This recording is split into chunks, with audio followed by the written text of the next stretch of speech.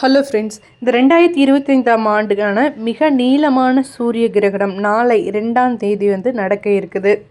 இந்த நேரத்தில் நம்ம என்னென்ன செய்யலாம், என்னென்ன செய்யக்கூடாது, குறிப்பாக கர்ப்பிணி பெண்கள் என்னென்ன செய்யலாம், என்னென்ன செய்யக்கூடாது, எந்தெந்த ராசிகள் பரிகாரம் செய்ய வேண்டிய ராசிகள் அப்படிங்கிறதையும் பார்க்கலாம்.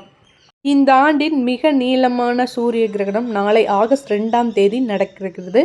இது பார்த்திங்கன்னா இந்தியாவில் மாலை 4 மணிலிருந்து 6 மணி வரைக்கும் நடக்க போகுது. வழக்கமாக கிரகணங்கள் ஒரு சில நொடிகளே நடக்கும் நிலையில் இது பார்த்திங்கன்னா முழுமையாக சூரியனானது 6 நிமிடங்கள் 23 வினாடிகள் மறைந்திருக்கும் அப்படின்னு சொல்கிறாங்க. இந்த சமயத்தில் யாருமே வீட்டை விட்டு வெளியே வரக்கூடாது. அதுபோல் கர்ப்பிணி பெண்கள் கத்தி, கத்திரிக்கோல் போன்ற கூர்மையான பொருட்களை உபயோகிக்கக்கூடாது.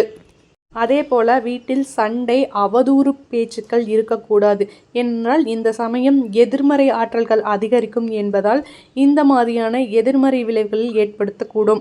அதே போல் வீட்டில் உள்ள கதவு ஜன்னல்களை மூடி வைக்க வேண்டும். பூஜை அறையையும் மூடி வைக்க வேண்டும். இந்த சமயத்தில் சிவன் மந்திரம் ஓம் நம சிவாய அல்லது சூரிய மந்திரத்தை உபயோகிக்கலாம்.